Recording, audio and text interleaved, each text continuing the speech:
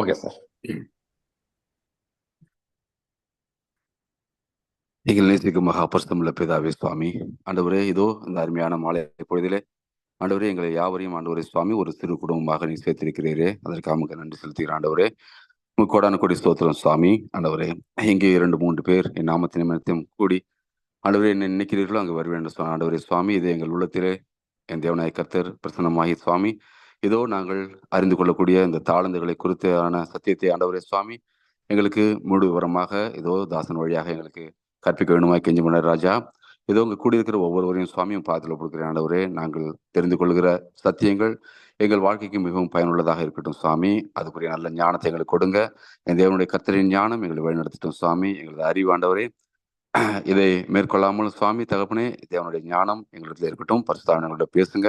எங்கள் யாவரையும் கருத்தில் பிடிக்கிறேன் சுவாமி. நீங்களே பொறுப்பு நடத்துங்க, வழி நடத்துங்க. இயேசுவின் நாமத்தில் பிதாவே, ஆமென். நல்லதொரு ஜெபத்தை எடுத்த சகோதரரையும் அவர் செய்கிற ஊழியங்களையும் தேவன் ஆஸ்வதிப்பாராக. இந்த கூடுகையின் சார்பாக உங்களுக்கு நன்றியை தெரிவித்து இந்த நாள்லயும் நம்ம பார்க்க இருக்கிற தலைப்பு வந்து தாளந்துகள் அப்படிங்கிற ஒரு தலைப்பின்கிற செய்திகளை பார்க்கிறோம். தாளந்துகள் அப்படின்னா நம்ம எல்லாருக்குமே தெரிஞ்சதுதான். நம்மளுடைய தனிப்பட்ட கடவுள் நமக்கு கொடுத்த அந்த திறமை, ஒவ்வொருத்தருக்கும் ஒவ்வொரு திறமை இருக்கும். அந்த திறமைகளை நம்ம எப்படி பயன்படுத்துறோம்? நம்மள்ட்ட என்னென்ன திறமைகள் இருக்கு? கொஞ்சமா இருக்கா, நிறைய இருக்கா? அந்த திறமைகளை நம்ம நமக்குன்னு பார்த்து செலவு பண்ணிக்கிறோமா, இல்ல தேவனுக்குன்னு செலவு பண்றோம்? இதை குறித்த ஒரு விஷயங்களை தான் நம்ம பார்க்க இருக்கிறோம். இது ஒரு டிஸ்கஷன் மாதிரி தான். நீங்க ஏதாவது நடுவுலயே நீங்க ஏதாவது நிறுத்தி கேள்வி கேட்கறதுனாலும் கேட்கலாம். ஜஸ்ட் இது நம்மளுடைய குண கட்டுமானத்துக்காக, நம்மளுடைய கேரக்டர் பில்டிங்கான டாபிக். இதுல நம்ம கற்றுக் கொடுக்குற பாடம் நம்மளுடைய கேரக்டரை நம்ம டெவலப் பண்ணிக்கிறதுக்கான ஒரு பாடம் தான் இது. வேற ஒன்றும் இதுல வந்து ஸ்பெஷல் அப்படிலாம் கிடையாது. நம்ம இந்த தலைப்பின் கீழே போறதுக்கு முன்பாக ஒரு ஷேர் பண்ணிட்டு சரி போகலாம். அந்த தலைப்பின் கீழே என்னுடைய ஸ்கிரீன் மட்டும் உங்களுக்கு தெரியுதா அப்படின்னு சொல்லுங்க. என்னுடைய ஸ்கிரீன் உங்களுக்கு தெரியுதுங்களா? Okay okay. நம்ம இந்த நாள்ல பார்க்கிற தலைப்பு என்னன்னா தாளந்துகள் அப்படிங்கிற தலைப்பு கீழே பார்க்கிறோம். இது எங்க வருதுன்னா மத்தேயு 25வது அதிகாரம் 13-30 வசனங்கள் தான். 13-30 இதை முதல்ல வாசிப்போம். அதுக்கப்புறம் இதுல இருந்து நமக்கு என்ன பாடம் கடவுள் வைத்திருக்காருன்னு பார்ப்போம். மத்தேயு 25வது அதிகாரம் 13, 14, 15. முதல்ல இந்த 3 வசனங்களை வாசிக்கிறேன். மனுஷகுமாரன் வரும் நாளையாத்து நாளிகையாத்து நீங்கள் அறியாதிருக்கிறபடியால் விழித்திருங்கள். ஆக்சுவலா இதுக்கு முன்னால டாபிக் என்னன்னு பாத்தீங்கன்னா இந்த 10 கன்னிகை. அதுக்கு முன்னால 24வது அதிகாரத்துல என்ன அப்படின்னு பார்த்தோம்னா இயேசு கிறிஸ்துவோடைய 2ஆம் வருகையை குறித்து தேவன் பேசுவாரு. அதனாலதான் இது ஆரம்பிக்கும் போதே மனுஷகுமாரன் வரும் நாளையாத்து நாளிகையாத்து நீங்கள் அறியாதிருக்கிறபடியால் விழித்திருங்கள். இயேசு கிறிஸ்து எப்ப வருவாருன்னு யாருக்கும் அந்த பர்டிகுலர் டே வந்து யாருக்குமே தெரியாது. அதனால என்ன பண்ணுங்க, ஜபத்துல விழித்திருங்கள். அப்படிதான் வந்து பார்க்கணும் பேசுறாங்க.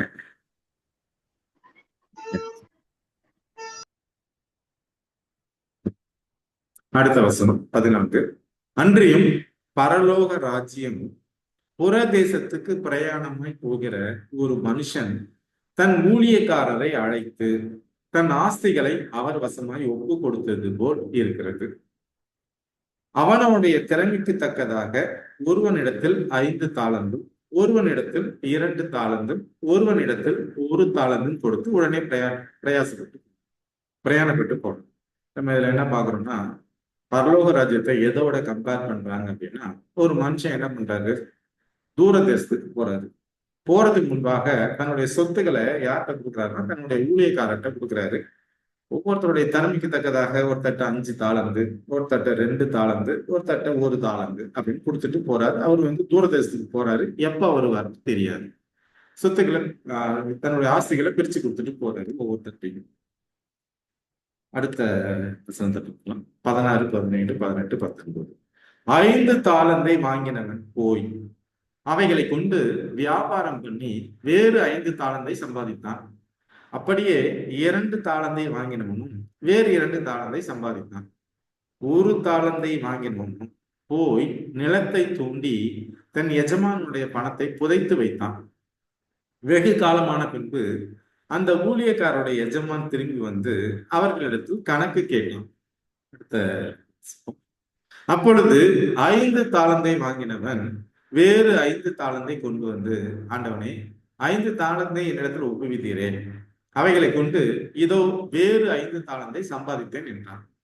அவனுடைய எஜமான் அவனை நோக்கி, நல்லது, உத்தமும் உண்மையுமான ஊழியக்காரனே, கொஞ்சத்திலே உண்மையா இருந்தாய், அநேகத்தின் மேல் உன்னை அதிகாரியாக வைப்பேன், உன் எஜமானுடைய சந்தோஷத்திற்குள் பிரவேசி என்றான்.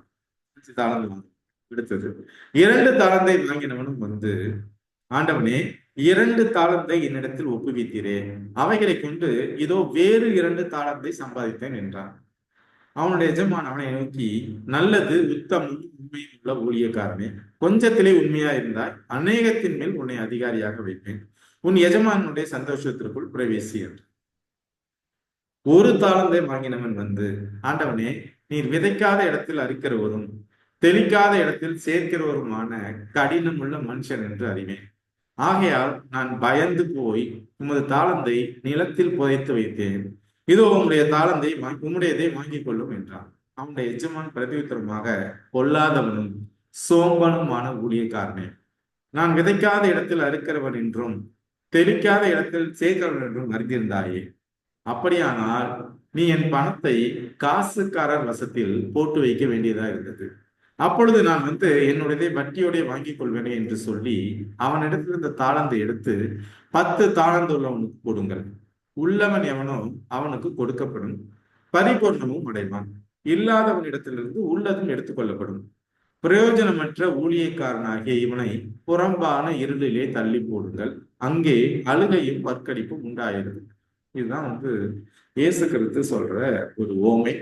ஒரு மனுஷன், மிகுந்த ஆஸ்தி உள்ள ஒரு மனுஷன், புற தேசத்துக்கு, தூரமான தேசத்துக்கு போறாரு. போகும்போது அவர் எப்ப திருப்பி வருவார்னு தெரியாது.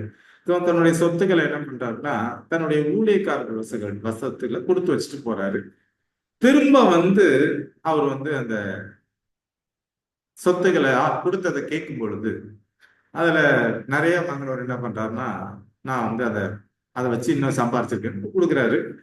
அடுத்தது மீடியமா வாங்கினவங்க அதே மாதிரி கொடுக்குறாரு. இந்த ஒரு கொஞ்சமா வாங்கினாலும் என்ன பண்றான், அதை வந்து பெருக்காம அதை தான் பக்கத்திலே வச்சிருந்து அது திருப்பி வந்தோன்னா அதை அப்படியே கொடுக்குறோம். இதுதான் இதுல இருக்கிற விஷயங்கள். இந்த ஓமையில இருந்து நமக்கு என்ன பாடம் இருக்கிறதுங்கிறத நம்ம வந்து பார்க்கலாம். அதுக்கு முன்பாக ஒரு சிறிய ஜெபம் செய்துட்டு இந்த தலைப்பு கீழே போகலாம்.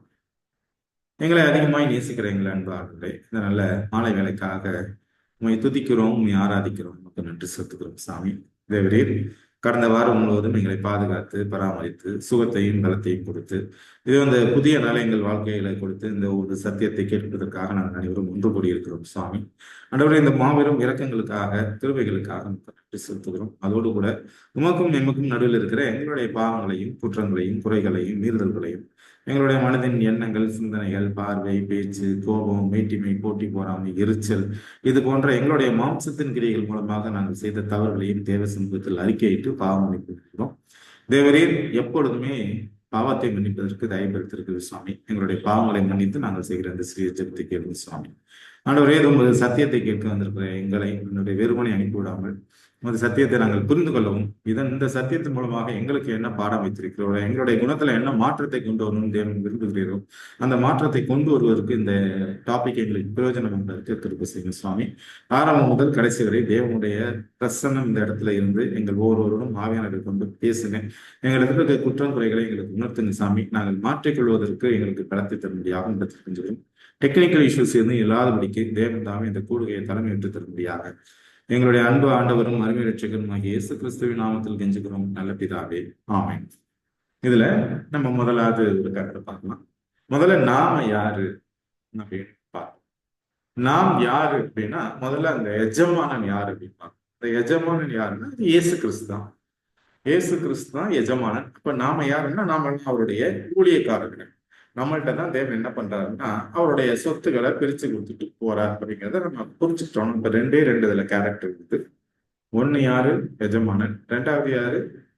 ஊழியக்காரர். இப்ப ஊழியக்காரர்னா நான், இப்ப எஜமானன் யாருன்னா இயேசு கிறிஸ்து. இயேசு கிறிஸ்து தான் வந்து எங்க போறாரு, நம்ம இங்க உலகத்துக்கு வந்துட்டு எங்க போயிருக்காரு? பரலோகத்துக்கு போயிருக்காரு. மீண்டுமாக வருவார், நம்மகிட்ட வந்து கேட்கறதுக்காக வருவார். இப்ப நாம யாரு ஊழியக்காரர்கள் அப்படிங்கிறதுக்கான வசனங்களை பார்க்கலாம். 1 கொரிந்தியர் 6வது அதிகாரம் 20வது வசனம். நாம யாருன்னா, நாம நமக்கு முதல்ல சொந்தம் இல்லை. ஓகே, நான் எனக்கு முதல்ல நானே எனக்கு சொந்தம் அல்ல. அப்ப என்னுடைய மனைவியோ பிள்ளைகளோ இல்ல கணவனோ யாருமே எனக்கு சொந்தம் இல்லை. அவர்கள்லாம் யாருன்னா, முதல்ல அவர்கள்லாம் தேவனுடையவன். நானே தேவனுடையவன், என்னுடைய மனைவி தேவனுடையவள், என்னுடைய கணவன் தேவனுடையவன், என்னுடைய பிள்ளைகள், என்னுடைய எல்லாருமே யாருக்கு தான் சொந்தமானவர்கள்? முதல்ல தேவனுக்கு சொந்தமானவர்கள். அப்போ இப்ப நான் இந்த உலகத்துல எனக்கு கொடுக்கப்பட்ட மனைவியோ கணவனோ பிள்ளைகளோ எப்படின்னா, நான் ஒரு காரியதரிசி, நான் ஒரு மேனேஜர். நான் அவர்களை பாதுகாத்து அவர்களை சரியான பாதையில வழி நடத்தி, கணவன் மனைவியோ மனைவி கணவனையோ இல்ல பிள்ளைகளையோ என்ன பண்ணணும், வழி நடத்தி தேவன்கிட்ட ஒப்பு கொடுக்கணும். இதற்காக தான் நம்மளை தேவன் இந்த உலகத்துல படைச்சிட்டாரு.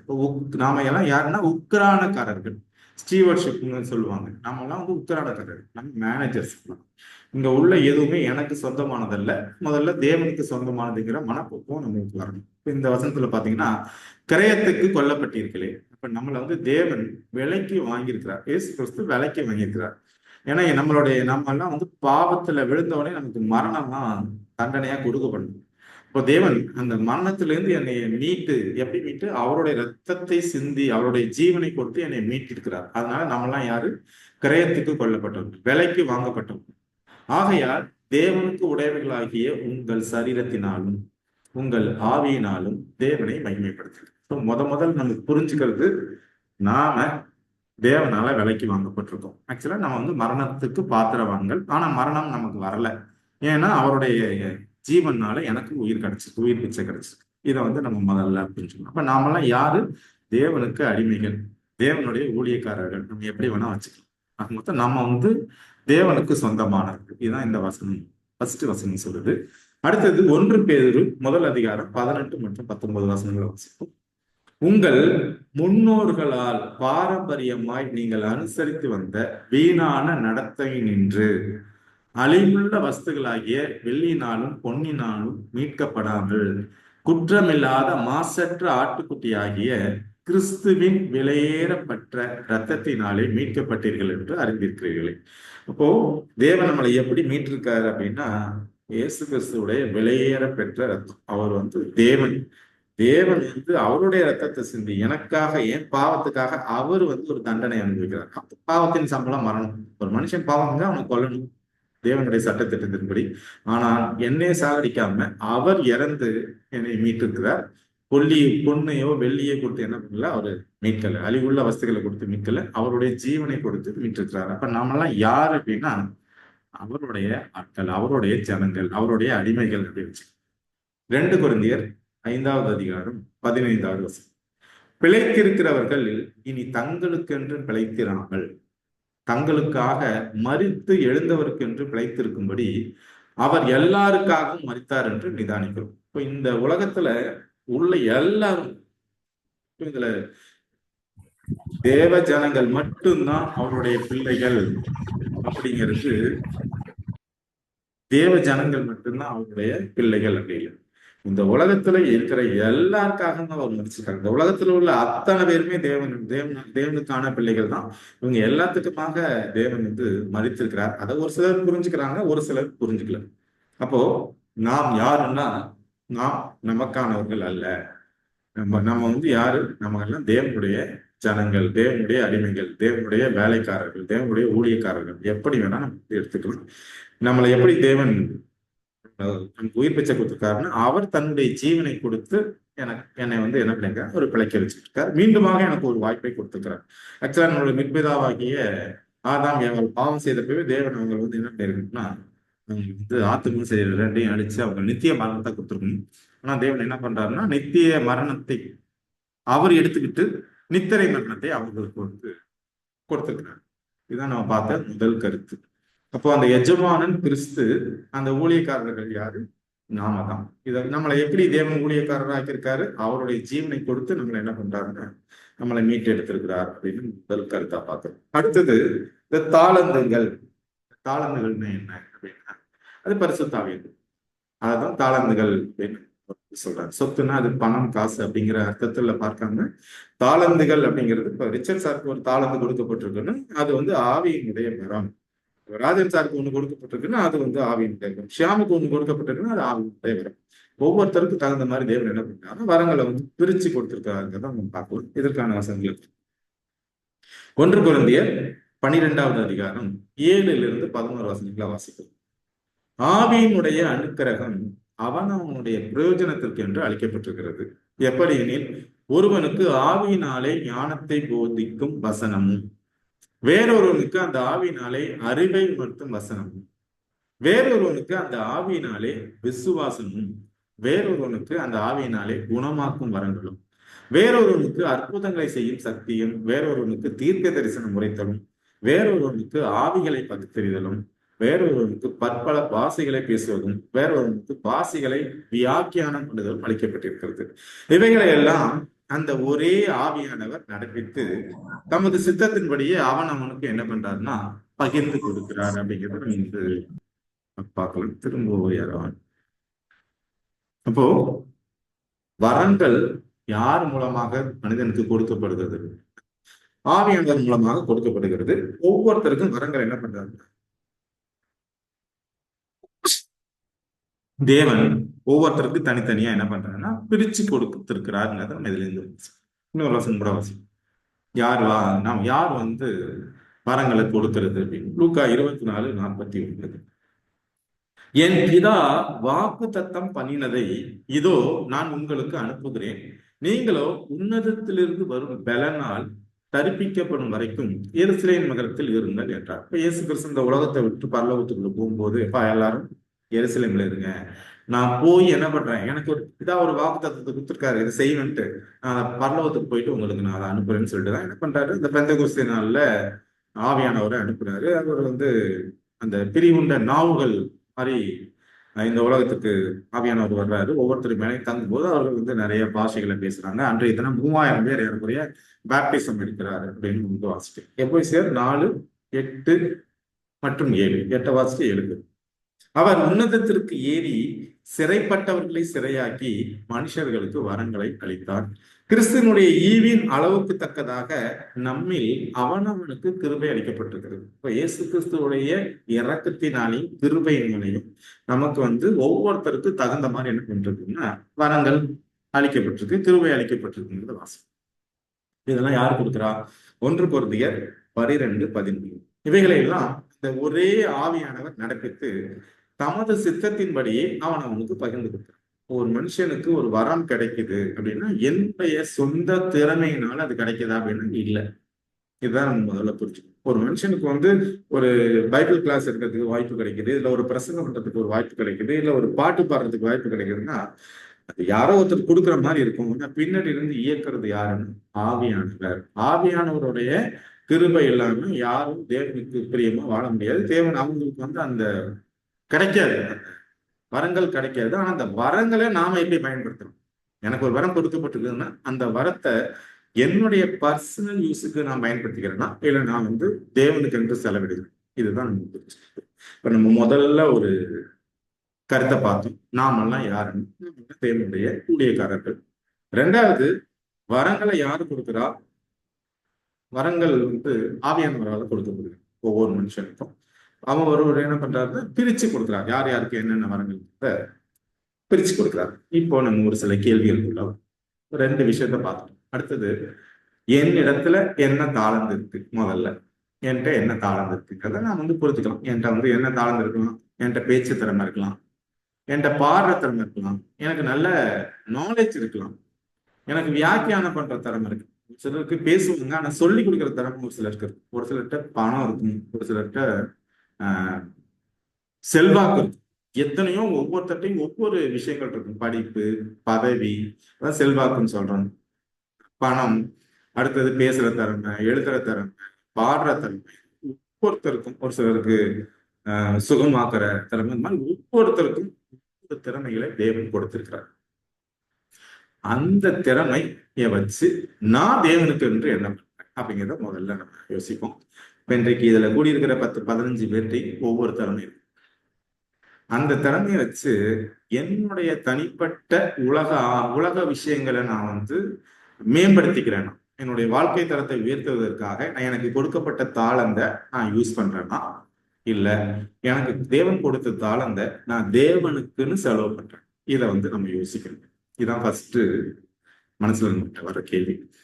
எனக்கு கொடுக்கப்பட்ட தாளந்தை வச்சு நான் என்னுடைய பிள்ளைகள், என்னுடைய வருங்கால தலைமுறை இதுக்கு நான் செஞ்சுக்கிறேன். என்னுடைய உலக சந்தோஷம், என்னுடைய சாப்பாடு, இது போல நான் எதை வேணா நான் வச்சுக்கணும்.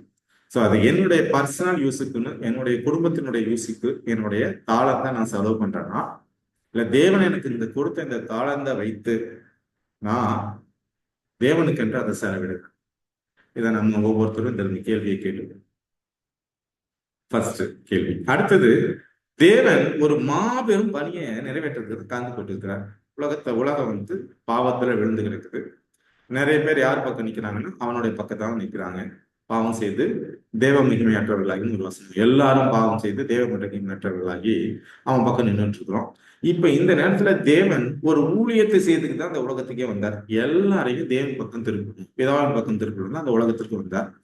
அந்த பணியை அவர் இங்க அவர் உயிரோட இந்த உலகத்துல இருந்தப்பவும் அவர் செய்தார், மனுஷனா வந்தப்பவும் செய்தார். இப்பவும் போய் என்ன பண்றாருன்னா அவர் நமக்காக பரிந்து பேசிட்டு இருக்கார், நமக்காக ஜெபம் பண்ணிட்டு இருக்கார். இப்போ இந்த மாபெரும் பணியில நான் பங்கு பெறுகிறேன்.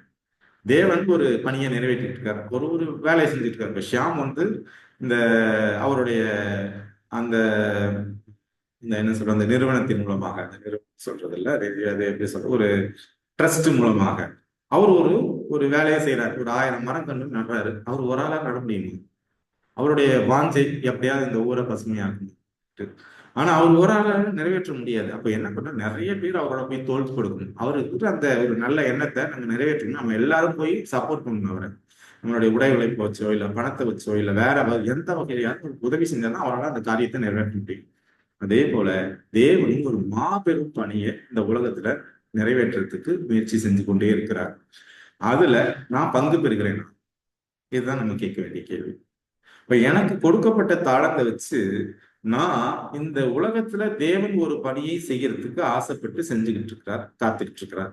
அதுல போய் நான் இணைந்து கொள்கிறேன்னா, இல்ல நான் என் குடும்பம் என் பிள்ளை அப்படிங்கிற மாதிரி இருந்துட்டு ஏதோ வர்றேன் ஜெபம் பண்றேன், எனக்கு இன்னும் இதை கொடுங்க, இன்னும் அதை கொடுங்க அப்படின்னு நான் கேட்டுக்கிட்டு இருக்கேன்னா, எனக்கு கொடுக்கப்பட்டதை வச்சு, இல்ல அவனுக்கு அவ்வளவு கொடுத்துருக்கீங்க, அவனுக்கு அதை கொடுத்துருக்கீங்க அப்படி கேட்கிறேன்னு, இல்ல எனக்கு கொடுக்கப்பட்ட தாளந்துகளை நான் எனக்கு போதும். ஏன்னா அங்க ஒருத்தருக்கு 1, ஒருத்தருக்கு 5, ஒருத்தருக்கு 2 அப்படின்னு பிரிச்சு கொடுக்குறாரு. ஐயா அவருக்கு 5 கொடுத்துருக்கா, எனக்கு 1 தான் கொடுத்துருக்கீங்க, எனக்கு 2 தான் கொடுத்துருக்கீங்க. இந்த மாதிரி மனப்பக்குவத்துல நான் இருக்கிறேன்னா, எனக்கு கொடுக்கப்பட்ட தாளந்துகளை நான் தேவனுக்கு என்று செலவு பண்றேன். அதே போல நான் தேவனுடைய ஒரு திட்டத்துல நானும் போய் இணைந்து அவரோடு சேர்த்து பங்காற்றேன்.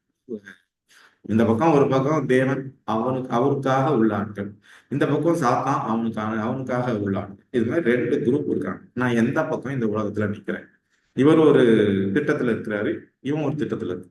ஸோ இந்த 2 திட்டத்துல நான் யார் பக்கம் போய் ஜாயின் பண்றேன்? அவர் கூட நான் ஜாயின் பண்ணி அந்த வேலையை செய்யறதுக்கு நான் அவருக்கு ஹெல்ப் பண்றேன். அவருக்கு ஹெல்ப் பண்றதுக்கு, அவர் திட்டம் போட்டு தரது, எல்லா வேலைகளையும் போய் செய்யறதுக்கு அவர் ரெடியா இருக்கிறாரு. நான் போய் அங்க நிக்கிறேனா அப்படிங்கிறத கேட்க வேண்டிய கேள்வி 2. அடுத்தது, நம்மளுடைய குறிக்கோள் எந்த மாதிரி இருக்கு? நம்மளுடைய குறிக்கோள்னா என்ன? நான் படிக்கணும், நான் நல்ல வேலைக்கு போகணும், நான் சம்பாதிக்கணும், நான் இன்னும் ஒரு பெரிய வீடு கட்டணும், இன்னும் ஒரு 2 கார் வாங்கணும், இல்ல அங்க பிளாட் இங்க, இது மாதிரி என்னுடைய குறிக்கோள் இருக்கா?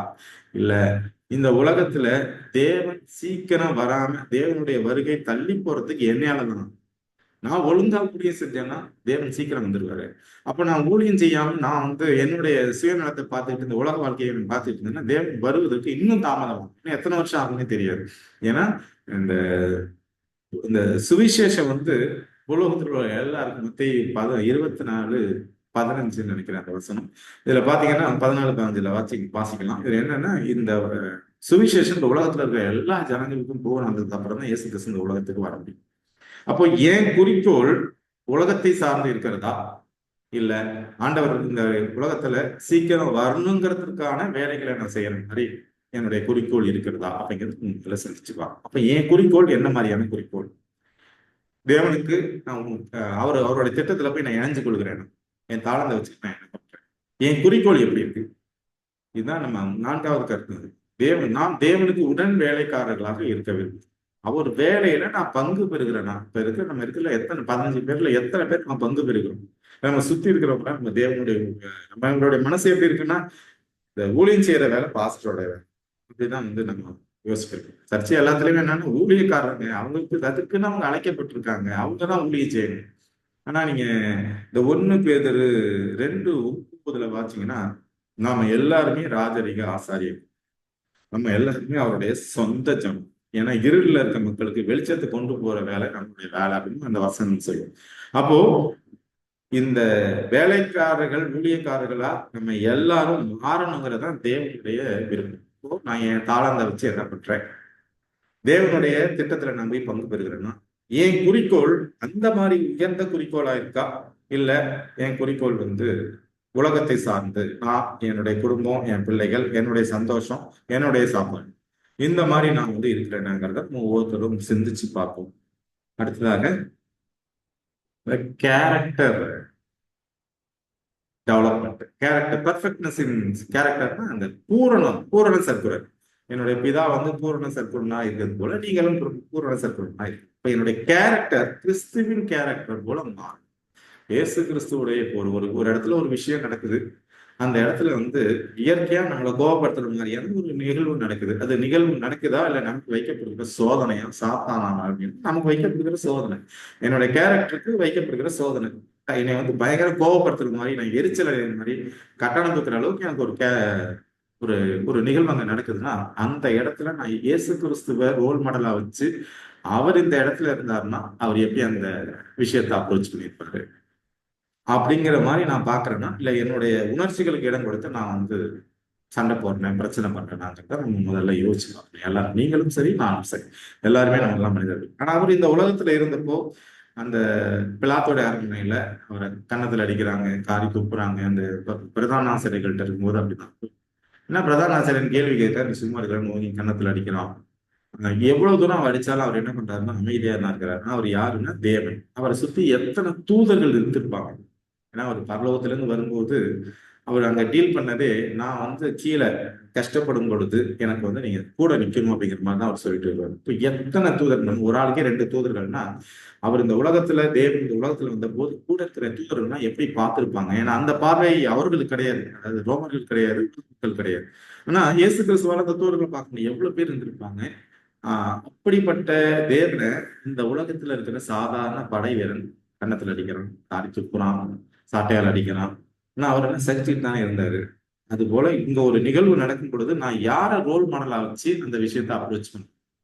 நான் வந்து உலக பிரகாரமா கோவப்படுறேன், எரிச்சல் அடைகிறேன், சண்டை போடுறேன்னா, இல்ல நான் வந்து பொறுமையா எனக்கு இது வைக்கப்படுகிற சோதனை அப்படின்னு சொல்லிட்டு நான் வந்து பொறுமையா போறேன் அப்படிங்கிறத நம்ம யோசிச்சு பார்க்கணும். பஸ்லயே போறோம், நம்ம பக்கத்துல ஒரு கை குழந்தை வச்சுட்டு போறாம நிக்குது. எத்தனை பேர் நம்மளால இடம் கொடுக்க முடியுது இருந்துச்சு. நானே ரொம்ப தூரத்துல இருந்து வர்றேன் பஸ்ல, இது என்ன என்ன அப்ப உட்காந்தனா எவ்வளவு தூரம், இன்னும் 50 கிலோமீட்டர் 100 கிலோமீட்டர் போகும். அந்த மனப்போக்கம் இருக்கா? ஐயோ இந்த அம்மா பாவம்.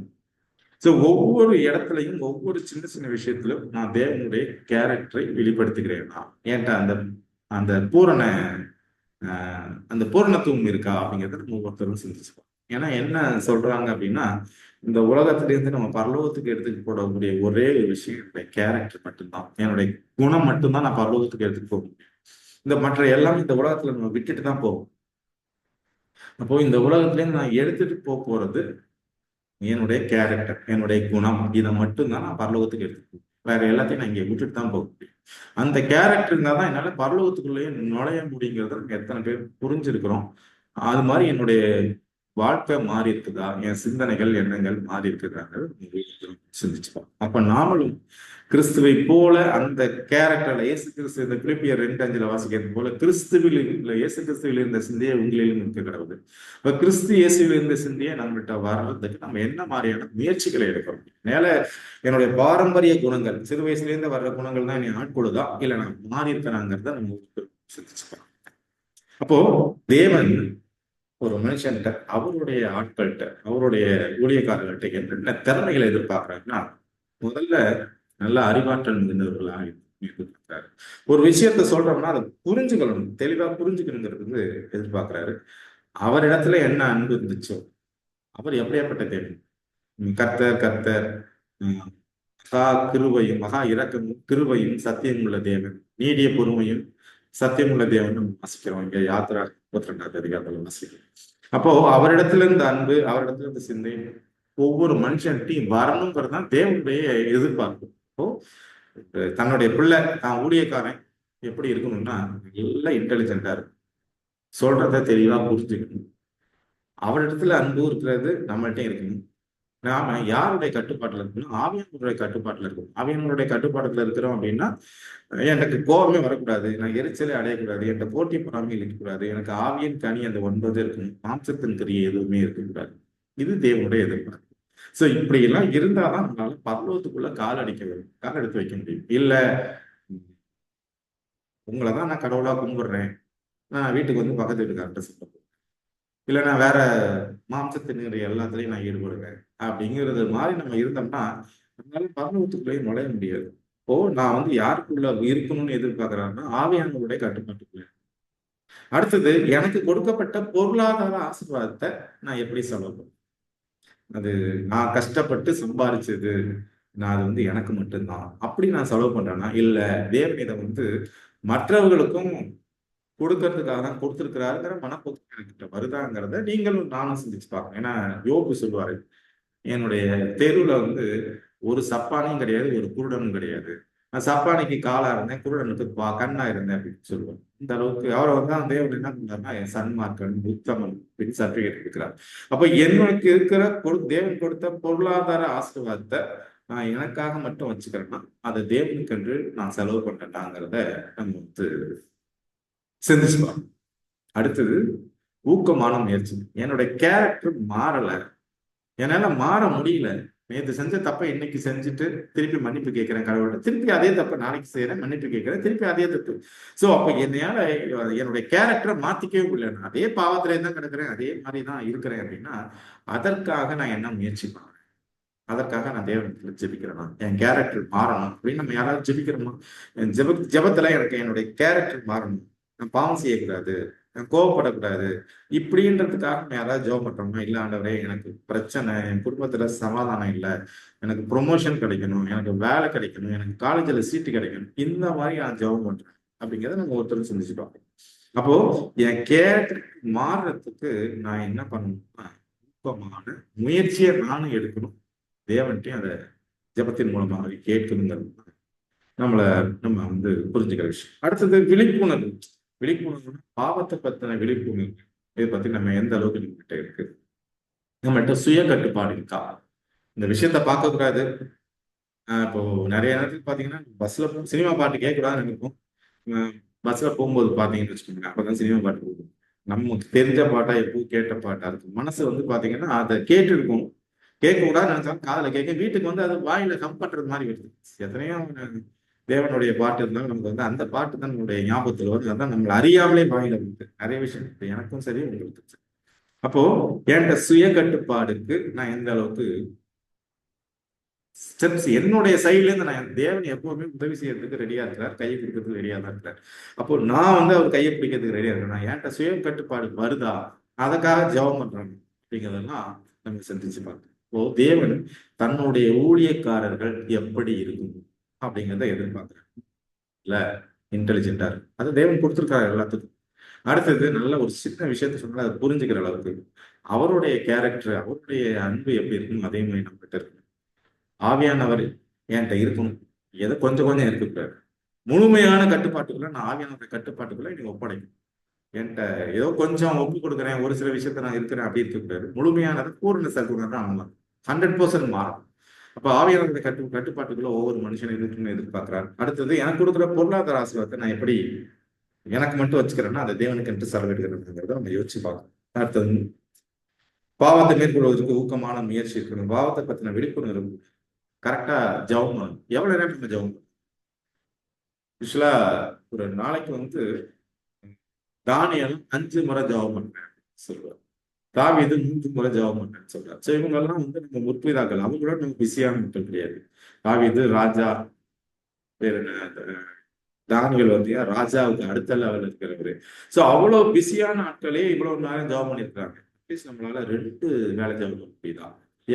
எத்தனை பேர் வீட்டுல குடும்ப ஜெபம், குடும்ப ஜெபம்னா ஏதோ உட்காந்து ஒரு வசனத்தை வாசிச்சு அப்படி இல்லை.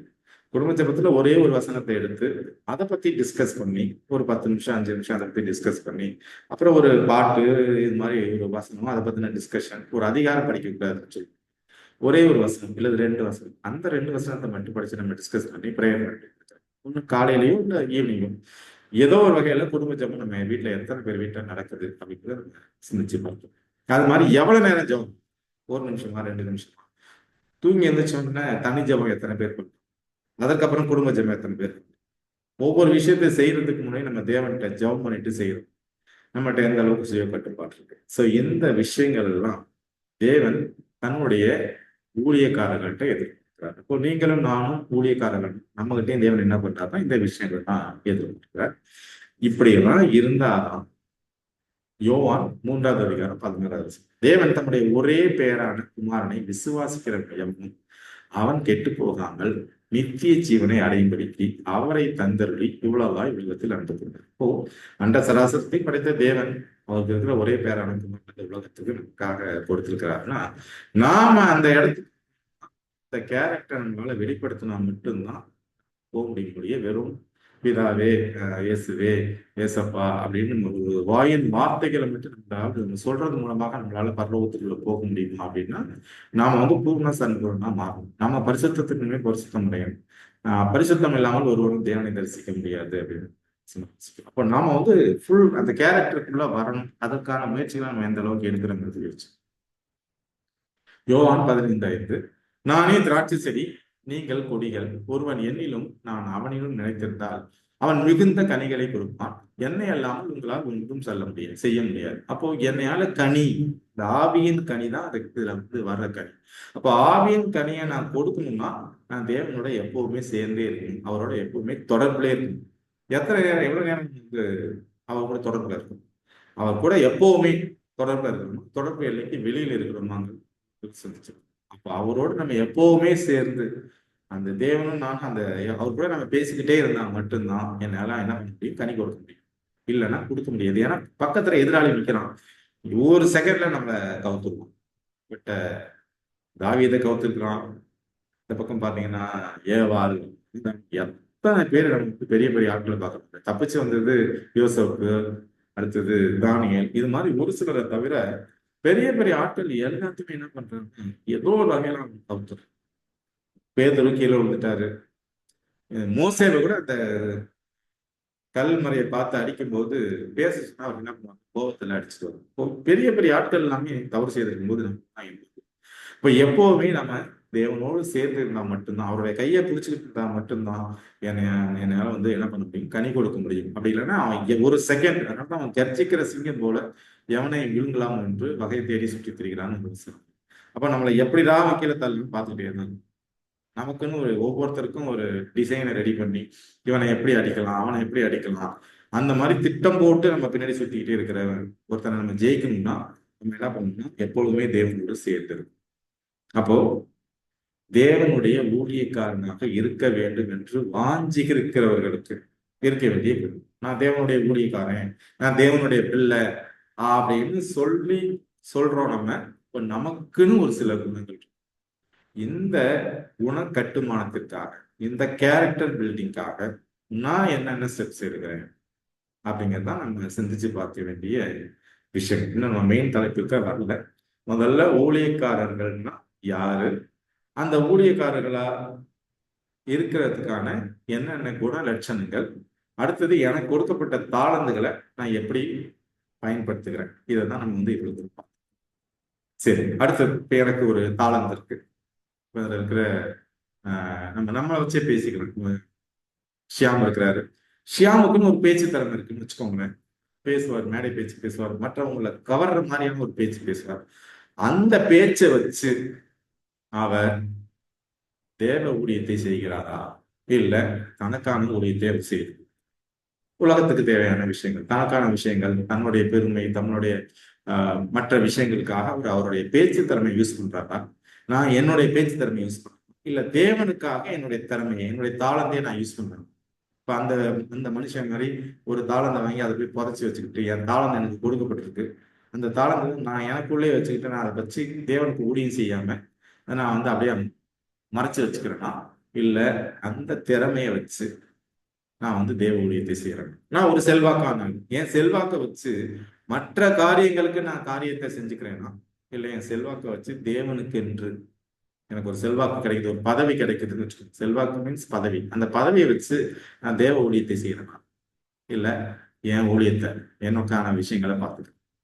நான் தேவனுக்கு என்று எவ்வளவு நேரம் செலவு பண்றேன். So, ஒரு தேவனுடைய ஊழியக்காரர்களா இருக்கிறவங்க தனக்கு கொடுக்கப்பட்ட தாளந்துகள், அது பேச்சு, அது பேசுற திறமை, இல்ல பாடுற திறமை, இல்ல கொடுக்கப்பட்டிருக்க நேரம், இல்ல எனக்கு கொடுக்கப்பட்ட பதவி, ஏன் இதெல்லாம் வச்சு நான் வந்து என் தேவனுக்கு என்று ஊழியத்தை செய்கிறேன்னு சிந்திச்சு. இப்ப பணம் அடுத்தது கொடுக்கப்பட்ட காலம் என்னன்னா பணம். ஒரு சிலருக்கு பணம் கொடுத்துருக்காரு தேவன். யாக்கோபு 5:1-2. ஐஸ்வர்யவான்களை கேளுங்கள், உங்கள் மேல் வரும் நிர்பந்தங்களின் நிமித்தம் அலறி அழுங்கள். உங்கள் ஐஸ்வர்யம் அழிந்து உங்கள் வஸ்திரங்கள் பொட்டரித்து போயின. உங்கள் பொன்னும் வெள்ளியும் துரு பிடித்தது. அவைகளில் துரு உங்களுக்கு விரோதமாக சாட்சியா இருந்து அக்கினியை போல உங்கள் மாம்சத்தை தின்னும். கடைசி நாளிலே பொக்கிஷத்தை சேர்த்தீர்கள். இதோ உங்கள் வயல்களை அறுத்த வேலைக்காரருடைய கூலி உங்களால் அநியாயமாக பிடிக்கப்பட்டு கூக்குரலிடப்படுகிறது. சோ இதுல நம்ம பார்க்கறது என்னன்னா, பணத்தினால எனக்கு ஒன்றும் பிரயோஜனம் இல்லை அப்படின்னு யாக்கோபு பேசுறாரு. அப்போ நான் எங்க பொக்கிஷத்தை சேர்க்கிறேன்? உலகத்திலயா இல்ல பரலோகத்திலயா? இதை வந்து நம்ம ஒவ்வொருத்தரும் சிந்திச்சு பார்க்கணும். எனக்கு கொடுக்கப்பட்ட தாளந்து அது என்னுடைய பதவியா இருக்கலாம், இல்ல பணமா இருக்கலாம், இல்ல எனக்கு கொடுக்கப்பட்ட பேச்சு திறமையா இருக்கலாம், இல்ல எனக்கு கொடுக்கப்பட்ட நிறைய நேரங்கள் எனக்கு தேவன் கொடுத்திருக்கலாம். இது எல்லாத்தையும் நான் யாருக்கென்று செலவு செய்கிறேன்? லூக்கா 16:10. அப்போ கொஞ்சத்திலே உண்மையுள்ளவன் அநேகத்திலும் உண்மையுள்ளவனாய் இருக்கிறான். கொஞ்சத்திலே அநீதியுள்ளவன் அநேகத்திலும் அநீதியுள்ளவனாய் இருக்கிறான். இப்போ தேவன் இந்த 3 ஊழியக்காரர்கள் பாத்தீங்கன்னா, ஒருத்தன்ட்ட 1 தாளந்து, ஒருத்தன்ட்ட 2 தாளந்து, ஒருத்தன்ட்ட 5 தாளந்து. அப்ப 5 தாளந்து கொடுக்கப்பட்டவன் என்ன பண்றான்? அவனுக்கு கொடுக்கப்பட்ட அந்த திறமைகளை வச்சு அவன் தேவனுக்கென்று ஊழியத்தை செய்து ஆத்மாக்களை சம்பாதிக்கிறான். இதுதான் அவன் வந்து 5 வந்து 10 ஆக்குறது. 2 தாளந்து வாங்கணும் இருக்கிற டேலண்ட்டை வச்சு, அவனுக்கு கொடுக்கப்பட்ட வரங்களை வச்சு அவன் என்ன பண்றான்? ஊழியத்தை செய்து ஆத்மா சம்பாதிக்கிறான். ஆனா ஒருத்தன் என்ன பண்றான்? கொடுக்கப்பட்ட தாளந்தை எதுவுமே பண்ணல, அப்படியே வச்சிருக்கான். அப்போ அதை வாங்கி என்ன பண்றான்? தேவன் இன்னொருத்தட்ட கொடுக்குறான். இப்போ தேவன் நம்ம எல்லாருக்குமே ஏதோ ஒரு வகையில தாளந்துகளை கொடுத்துருக்கிறார். நமக்கு சாதாரண ஆட்கள் கிடையாது, எல்லாத்துக்கும் ஏதோ ஒரு வகையில தாளந்து. அந்த தாளந்தை வச்சு நாம தேவனுக்கு உண்மையா இருக்கும் பொழுது தேவன் என்ன பண்றாருன்னா நமக்கு இன்னும் அதிகப்படியான தாளந்துகளை கொடுக்கிறாரு அப்படிங்கிறத நம்ம இதுல இருந்து பார்த்தோம். மத்தேயு 20:28. அப்படியே மனுஷகுமாரனும் ஊழியம் கொள்ளும்படி வராமல் ஊழியம் செய்யவும் அநேகரை மீட்கும் பொருளாக தம்முடைய ஜீவனை கொடுக்கவும் இருந்தார். அவரும் இந்த உலகத்துல வந்தப்ப என்ன சொல்றாரு இந்த வசனத்துல? அவரும் ஊழியம் கொள்றதுக்காக வரல, ஊழியம் செய்யறதுக்காக வந்தார். அப்ப அந்த ஊழியத்துல நான் பங்கு பெறுகிறேனா? அதற்காக தானே எனக்கு தாளந்தை கொடுத்துருக்கிறார், அதற்காக தானே இந்த சத்தியத்துல கொண்டு வர, அதுக்கு தானே எனக்கு இன்னும் அவருடைய வேதாகத்தின் அதிசயங்களையும் ரகசியங்களையும் காமிக்கிறார், அவருடைய ஃபுல் வசனத்தையும் நமக்கு புரிய வைக்கிறார். எதற்காகன்னா நாமளும் அவருடைய ஊழியத்துல பங்கு கொள்ளணும், அவருடைய ஊழியக்காரர்களாக மாறணுங்கிறது தான் இந்த டாபிக்ல இருந்து புரிஞ்சுக்கிற ஒரு விஷயம். கடைசியாக லூக்கா 12:48. அறியாதவனாய் இருந்து அடிகளுக்கு ஏதுவானவர்களை செய்துவனும் சில அடிகள் அடிக்கப்படும். அடுத்தது, எவனிடத்தில் அதிகம் கொடுக்கப்படுகிறதோ அவனிடத்தில் அதிகம் கேட்கப்படும். மனுஷர் எவனிடத்தில் அதிகமாய் ஒப்புவிக்கிறார்களோ அவனிடத்தில் அதிகமாய் கேட்பார்கள். இப்போ தேவன் நம்ம எல்லாருக்கும் தாளந்துகளை கொடுத்திருக்கிறார், நம்ம எல்லாருக்கும் நிறையவே கொடுத்திருக்கிறார் மற்ற மக்களை விட. இந்த தாளந்தை வைத்து தேவன் எதிர்பார்க்கிற மாதிரி என்னுடைய வாழ்க்கை முறை இருக்கிறதா? ஃபர்ஸ்ட். அடுத்தது, நான் தேவனுடைய ஊழியத்துல பங்கு பெறுகிறேன். ஏன்னா அவரே இந்த உலகத்துல ஊழியம் செய்யதான் வந்தார். அவரோட ஊழியத்துல நான் பங்கு பெறுகிறேன், இல்ல நான் என்னைய மட்டும் நான் பார்த்துக்கிறேன்னா, என் குடும்பத்தை மட்டும் பார்த்துக்கிறேன். ஒவ்வொருத்தரும் சிந்தித்து பார்த்து நம்மளுடைய தாளந்துகளை தேவனுக்கு என்று செலவிடும். இதுல வேற ஏதாவது கேள்விகள் இருந்தா வாய்ப்பை கொடுத்த தேவனுக்கும் கூடுகையில் பங்கு பெற்றவர்கள் அனைவருக்கும் நன்றியை தெரிவித்துக் கொள்கிறேன்.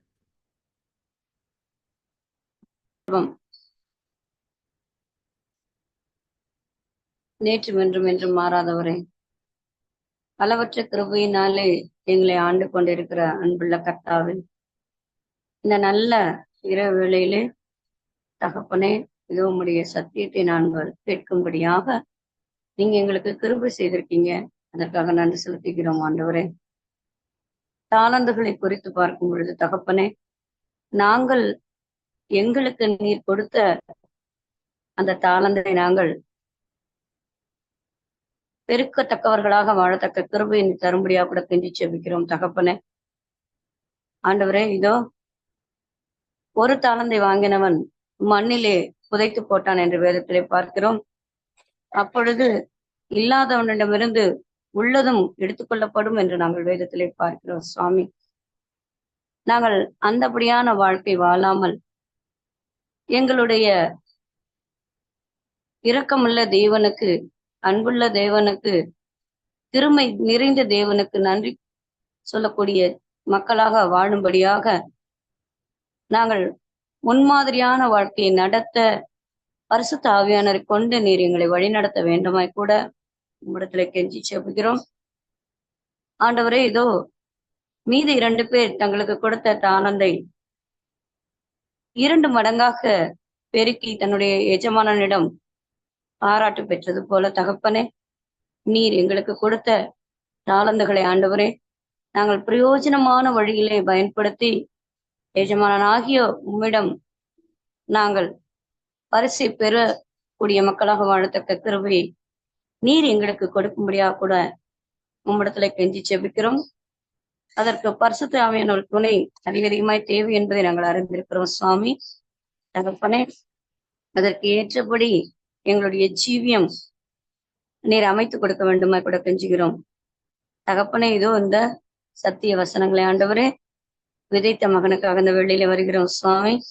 அவங்களுடைய ஊழியம் சிறக்க நீர் ஆசீர்வதிக்க வேண்டுமா கூட கெஞ்சி செபிக்கிறோம். அவருடைய பணியை ஆசீர்வதியும், குடும்பத்தை ஆசீர்வதியும் சுவாமி. ஆண்டவரே, இதோ இந்த காணொலியிலே பங்கெடுத்துக் கொண்டிருக்கக்கூடிய அத்துணை உள்ளங்களுக்காக வருகிறோம் சுவாமி. எல்லாரையும் ஆண்டவரே நீங்கள் ஆசீர்வதிக்க வேண்டுமா கூட கெஞ்சி செபிக்கிறோம். நாங்கள் ஒவ்வொருவரும் ஆண்டவரே அநேக தாளந்துகளை பெருக்கக்கூடிய ஜனங்களாக வாழ நீங்க எங்களை கிருபை செய்து வழிநடத்த வேண்டுமாய் கெஞ்சி செபிக்கிறோம். இந்த ஜெபத்திற்கு நீங்க ஆசீர்வாதத்தை கொடுக்க வேண்டுமா கூட கெஞ்சுகிறோம். துதிக்க மகிமையாவும் உங்க பேரடிக்கிறோம். அன்பர் இயேசுவின் நாமத்திலே நன்றியோடு ஜெபிக்கிறோம் நல்ல பிதாவே, ஆமென். நல்லதொரு உருக்கமான ஜெபத்தை ஏறெடுத்த சகோதரி அவருடைய குடும்பத்தினரும் தேவன் ஆசீர்வதிப்பாராக. இந்த கூடுகையின் சார்பாக உங்களுக்கு நன்றி. மீண்டுமாக அடுத்த வாரம் வேறொரு